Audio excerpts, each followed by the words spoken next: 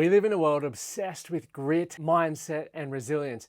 And don't get me wrong, those things matter. But here's what I've learned through both coaching and endurance. Your mind can't outperform a body that's breaking down. My name's Lachlan Stuart, and I am a life coach who specializes in helping men grow from the inside out so they can be strong in their body, calm in their mind, clear in their purpose, and confident in their life. And by building these principles and these foundations, we can go on to have greater impact, not only in our immediate community, but in the world around us. And it's one thing that I'm extremely passionate about, which has led me to recording over 640 episodes, working with over 1,000 men, running retreats in Australia. And what I'm excited to talk to you today is around the connection between the mind and body and why it is so important and how many men isolate them, which ends up leading them to burnout. See, most men treat the mind and body like they're completely separate.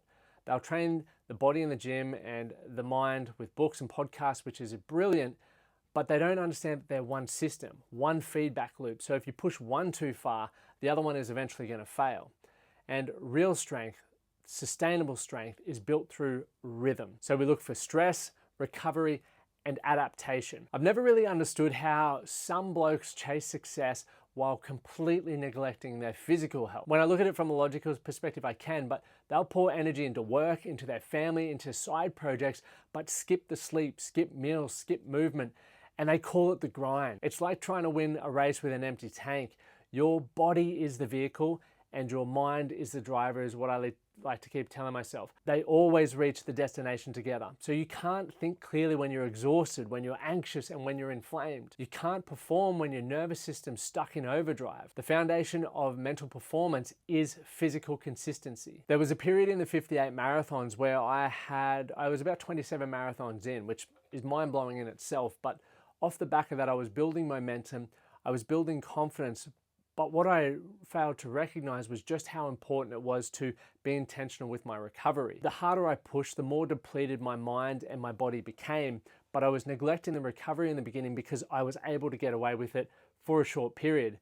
Then I noticed that I wasn't able to sleep at certain points. I'd pull the doona up because we were sleeping in freezing temperature. And I just remember every time I moved and just having the pressure of the sheet and the doona on my feet would wake me up and it would shoot pain up my body. I would wake up the next morning and I'd feel extremely tight and instantly cramped because I wasn't being intentional with my recovery, right? I wasn't fueling well straight after the race. I wasn't getting my sodium and potassium up to help with recovery.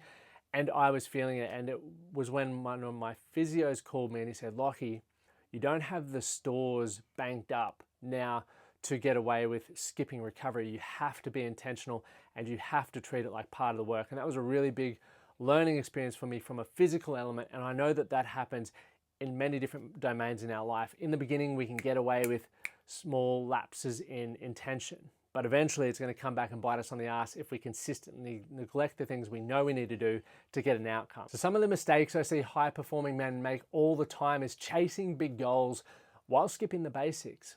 They'll grind through 12-hour days, sleep 5 hours, it's like a badge of honor, and they'll live off caffeine and convince themselves that that is what success takes. Like, it's mind-blowing. I used to be that guy. But here's the truth. Effort without recovery leads to exhaustion. It leads to burnout. Discipline without rest leads to burnout.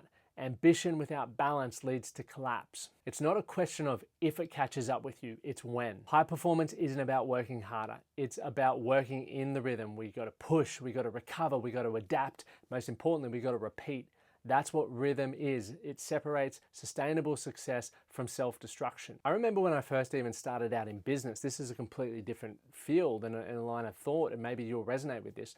When I first started out in business, I didn't have really the best skill set. I didn't have a brand, and I didn't know how I was going to keep this thing off the ground. So I believed in the grind. I believed in the hustle. And there was a time and a place for that. But what I found out over the course of the following or upcoming 12 months was that I isolated that area of my life. I believed everything had to be revolving around business, from cold calling to networking to trying to deliver sales to learning to upskill. And as a result, I sacrificed other areas of my life, from my relationship to my health, even stopped watching footy. Now, for some of you, that might not be a big deal, but I didn't watch rugby league or rugby union for about 2 years, and I love sport. And so sacrificing that to build business Yes, you could say it was necessary, but it started making me unrelatable to people. And I found this out when I was at a barbecue one day and all the boys were talking about footy and what was going on. And I just felt like such an outsider because all I had to talk about was work. So in that social setting, I didn't know what had been going on in the sport. I wanted to, but I just was like, far out. I wasn't able to connect with my mates and chat with my mates because I'd been so focused. And it was a great reminder that you can still chase success. You can still grow in an area, but you must make sure you're integrating the rest of your life, because when I'm at a barbecue, right, being a mate, I'm still a business owner and I'm still a husband and I'm still a entrepreneur and I still have my fitness goals and ambitions. Just like when I'm at work, I'm still a mate, I'm still a husband, I'm still all of these other roles, and you need to work out how they can integrate so that when you're doing one, it's charging and lifting up those other areas. And that was a huge learning point for me. I'd love to hear from yourself if you've ever isolated an area to the point where you've lost or other areas of your life have broken down. It's one of the reasons why the 7-domain scorecard is so great, because it will, in under 3 minutes, help you see where you're leading and help you see where you're drifting, and then it will give you some prompts around what you could do to get back on track and improve that, so you don't get to that breaking point that many people get to before they change anything. So I have that in the show notes if you want to check that one out. It's completely free. It takes under 3 minutes and it'll really give you something to work off. Another great story was one of my clients about 2 years ago.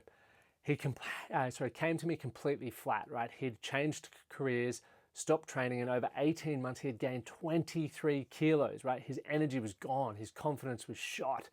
And even he said, looking in the mirror makes me feel heavy. And I was thinking, man, that must be weighing you down. So we didn't necessarily start with the mindset work. We started with movement. It's such an important part to get right. So when I'm talking about strong in body and with my clients that I work with, a lot of men will come to me because, and this is real data actually I'm going to share with you, because their marriage is falling apart. Their wife has finally said, I've had enough. And if I'm being completely honest, when that's happened, generally it's a decision that was made 18 months ago. It was just the confidence has come now to really, and exit that, and it's really hard to get back. So that's why it's so important to be intentional on that. But the second one is because men have sacrificed so much to become successful on paper, they're feeling unfulfilled, and they know that when they're out challenging themselves physically, they're looking good in the mirror and they're comfortable in their skin, it's a platform to take risks in other areas of your life. So when I say to you, if you're listening to this right now, do you feel strong in your body? You may be thinking, well, I don't really know what that means. Well, strong in your body means you're strong, capable, and competent to do the physical things that you want to do. You feel comfortable when you walk past the mirror naked, right? That's some of those things. Because if you don't, we got to start there, because when you get the body moving, the mind will follow. And so with this client, we started with 4 simple training sessions a week. 8 hours of sleep a night was what we were tracking, real food instead of the convenient servo food. And within 2 weeks, his energy had shifted. By day 45, he was moving differently. And around day 60, he dropped 8 kilos. 8 kilos. But more importantly, he'd regained that belief. And that flowed into everything else. He showed up sharper at work. He was more patient at home. He carried himself differently. Like, you could see there was a spring in his step. He didn't need a new mindset. He needed his body back online. And once that happened, that was when his mind started to follow, because they are connected. So I'd love you to think about that in your own life. What structure do you need to put in place that if you get your body moving, because motion creates emotion, what would you need to do that is going to sharpen you up, have you feeling confident and ready to be a better husband, a better business owner, chase your physical goals, and really just get out there and build the life that you want to live? You need to think about that. And it's not about, and I would suggest, what are the standards that you have? And I do have other podcast episodes talking about standards that you have. So you can go search for that one in the catalog. With that, you think about, do you want to have poor standards? Poor standards would be the man who says, oh, I'll exercise next week. I'll exercise when I feel like it. I'll exercise when it's convenient. As opposed to the person with exceptional standards, high standards, who says, I exercise 5 days a week regardless of what's going on. It's a staple of what makes me me. So I want you to think about that for yourself. And there is science that backs this up. That's always the better part, right? There is so much behind it, but research by Kelman and Callis found that mental resilience directly correlates with physical recovery. So think about your sleep, your nutrition, and your training balance, all important things. So in plain English, your ability to handle stress depends on how well you can recover from it. Right? Think about that. Recovery isn't passive. It's an active driver of performance. You can't think your way out of burnout. It's just not possible. You have to rest your way through it. Recovery isn't the reward, it's part of the work. So I want you to remember that. So 3 things that will help you with the mind and body loop. Firstly is move daily. Movement is medicine.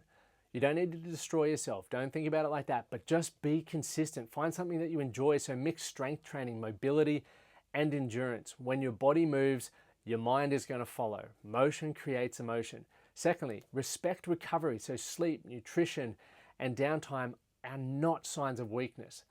They're the foundation of resilience, right? Rest isn't something you earn, it's something that you schedule. And I want you to think about this for those of you who are asking, how do I track that? If you look at me, I'm double watched, right? I was speaking to a client before and I said, do you use any wearables?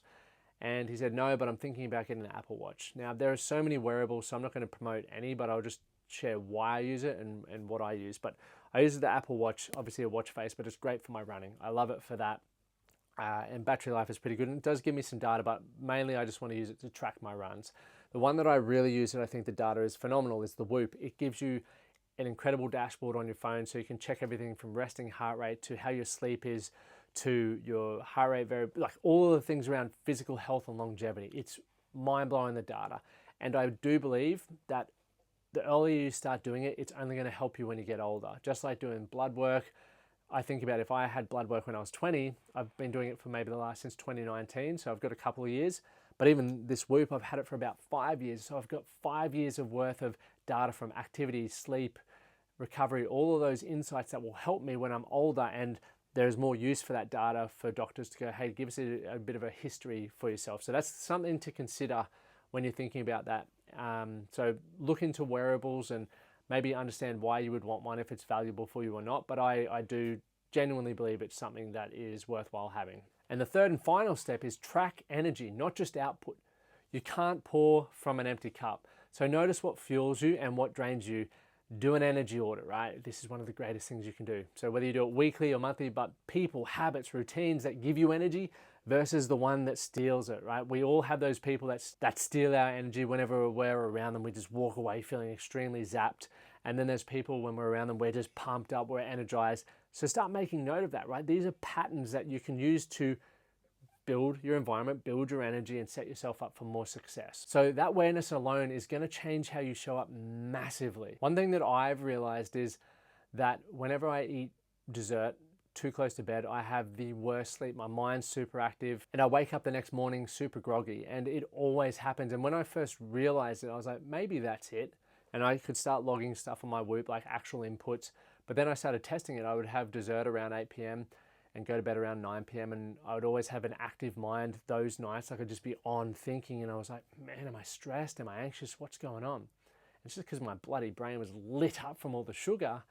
And in the morning, I just feel restless, like groggy, and I hadn't really slept well. So I started realizing if I wanted to wake up, look, I'm not saying I take dessert out because I love dessert and I do, but if I have a busy day the next day and I know that I need to be on, I know that I need to perform well, I'll just make sure that I don't have the sweets the night before. And these are the things that I look at as 1%ers to make sure that you're allowing yourself to perform at the best level to create the life that you want. So we're almost about to wrap up, but when you ignore your physical health, it always catches up. Fatigue becomes your normal. You lose patience with people, especially the ones that you care about, and you start making reactive decisions instead of intentional ones. You end up showing up to life on half the battery, and the ultimate cost, you lose your edge mentally, physically, emotionally, until you barely recognize yourself. We all say, I'll rest when things slow down, but they never do. There's always the next thing coming on your plate, right? Burnout doesn't ask for permission.